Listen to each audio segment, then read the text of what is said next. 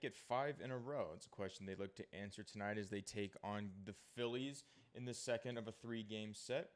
On the mound tonight for the Dodgers, we have Julio Urias, and on the mound tonight for the Phillies, we have the left-hander Matt Strahm. Let's take a look at these lineups before we get into the pitching matchup.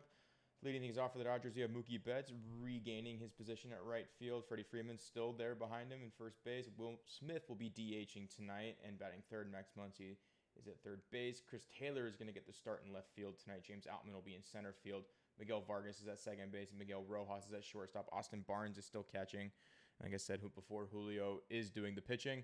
Kyle Schwarber is leading things off for the Phillies. Trey Turner is back tonight, and he's at shortstop. Bryce Harper makes his season debut today.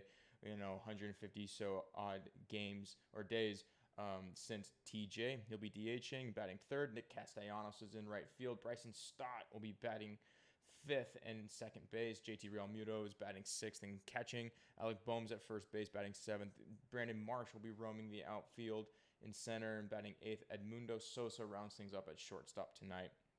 And we have the lefty on the bump for the Phillies, Matt Strahm. From Julio's perspective, what are we looking for? He needs to bounce back. We need to see a little bit more of that command. We need to see him miss some bats with that sweeper. He's allowed 11 earned runs in his last 9 innings pitched. That spans the last 2 games. He only has 9 strikeouts and 4 walks. It could be tough tonight, though. Boehm and Castellanos both have had some success. They're batting 375 in 8 tries against him. And Harper is 250 in 12 ABs. I imagine a lot of that was from last year when the Phillies just tore the cover off the ball against the Dodgers and Bryce Harper couldn't be stopped, it felt like. But, it's going to be a tough lineup for Julio tonight. But if there's a guy who can turn things around and figure it out, I imagine it's Julio. I'm sure he's just as excited and looking forward to kind of rewriting the recent narrative as any of us could be.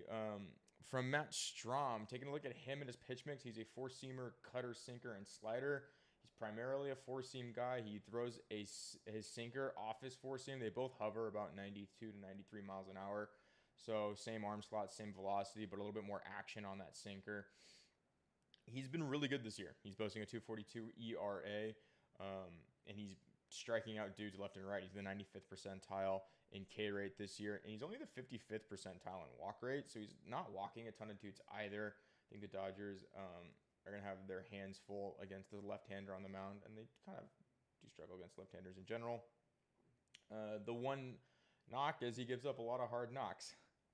He's in the 12th percentile for hard contact rate, so if the Dodgers can manage to get the bat on the ball, hopefully they can find some gaps, get some extra base hits tonight. Looking at the lineups, Austin Barnes doing the catching. Will Smith is DHing because obviously JD Martinez is out. They're saying JD Martinez, that is, won't be returning for the Padres series, so the earliest we could see him is next Monday. That's what he's hoping for. We know the Dodgers, that could mean any number of things. I don't mind Chris Taylor getting a start in left. I would, at this point in the year, like to see Jason Hayward starting to get some bats against left-handed pitching to see if he can kind of continue his strong year. He's had a strong year. He's only really pitched or hit against right-handed pitching, but he's been doing it very well. Everybody's talking about the 99th percentile in exit velo against right-handed pitching primarily. He's not striking out as much. He's taking his walks. It's kind of that same. What we'd like to see is that same trajectory, that same approach taken for Jason Hayward as they took with James Outman.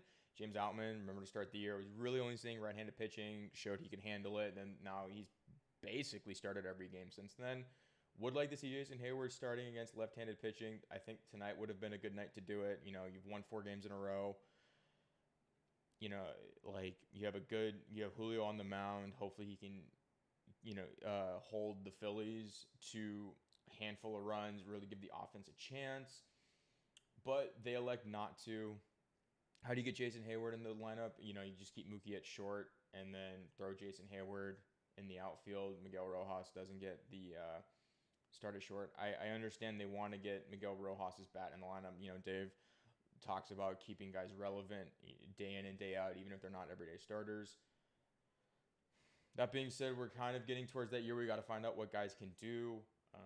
Because as we approach the trade deadline, I mean, not really approach, but as we get later in the season towards the trade deadline, they need to know what holes they have. And if Jason Hayward says and proves that he can hit left-handed pitching, well, all of a sudden, you're not as pressed for shortstop, because then Mookie man's shortstop, and you get an everyday start of Chris Taylor in center, Jason Hayward in right, and your platoon of Chris Taylor in left, and Trace Thompson, David Peralta, pick your favorite.